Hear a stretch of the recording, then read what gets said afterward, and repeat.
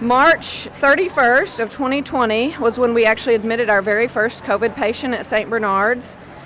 We've cared for, to date, over 4,000 COVID patients.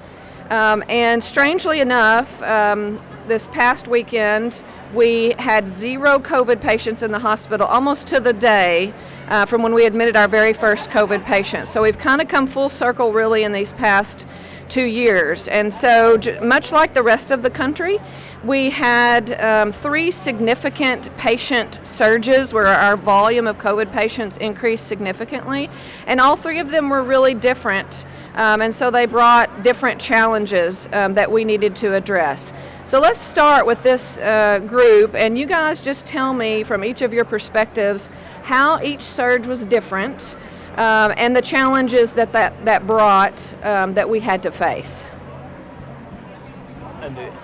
I knew they'd look at me first.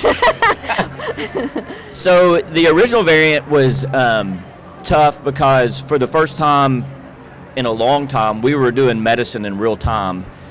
And what I mean by that is a lot of the things that we prescribe people and recommend for people, they've been studied, proven, and then we enact them in practice. But we're getting hit with a virus that everything is happening in real time, and so you do this for a little while, realize it doesn't work, do that for a while and realize it does work.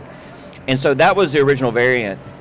The original variant was very harsh towards people who had comorbidities like other medical conditions, like if they were really overweight or they were sick with rheumatoid arthritis or a malignancy. When Delta came out, it was a total different animal.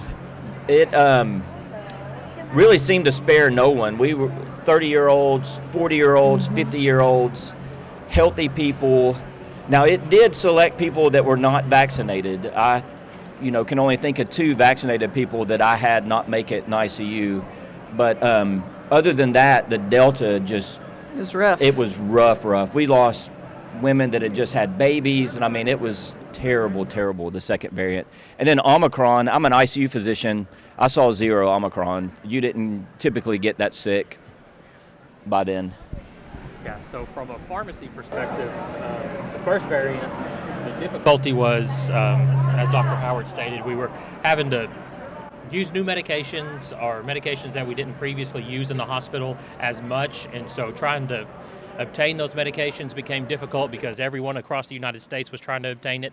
It wasn't medication that we had previously purchased, so we were having to deal with wholesalers and just to try and get what we needed in. And everyone was trying to stockpile because we didn't know how long it was going to happen or how long this was going to go on, how long we were going to need it for. So that's, and then trying to put together, educate our staff on what they needed to watch for as far as drug-drug interactions and just kind of the new treatments, trying to stay up to date on all the studies that were coming out that we were seeing across the world. And so that was a kind of a new game, trying to stay up with that as quickly as possible.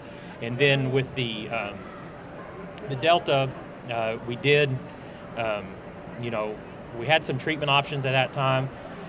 So we were able to, that was a little bit different for us from our standpoint. As Dr. Howard said, that we saw a lot more patients at that point.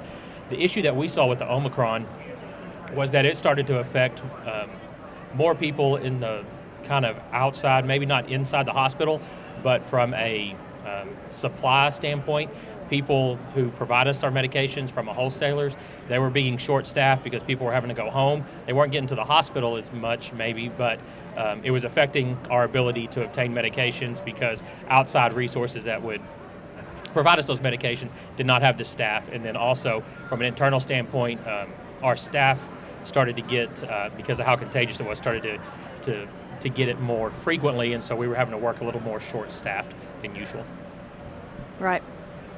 From a digital health perspective, throughout all the waves, especially with that initial wave, was a lot of things shut down. So the goal was, clinics shut down, so hospitals started to shut down. How do we still get to patients? Because we didn't want to leave patients out there alone. How do we get the families? How do we get to the community? So a lot of that was utilizing our current, our St. Bernard's Go platform so that our physicians in the clinic could still be able to deliver visits. How did we then assist our other rural hospitals so that they didn't have, a hospitalist or cardiology coverage? How do we offset that? So throughout the waves, that was a lot of our goal and focus is, how can we, complement and assist, what we're doing here in Jonesboro, but also throughout the region. And then from the home-based perspective, it was, introducing the new hospital-at-home model and really trying to, cut our teeth there. And again, with the idea being of how we can keep patients in their home, take care of them while trying to relieve some of the bed capacity. I think from a nursing standpoint, our initial wave, everybody was energized. We were getting to refocus on what we were called to do and serve patients. I think the staff handled that really well. When it came to the Delta variant, we had seen hope after the lull between the original variant and Delta, and it was heartbreaking for everybody to see that this wasn't over. We're going to see it again, and we witnessed more a different population that it affected. With the Omicron, I think it was more, this was our third time, we're good to go, we know what we're doing.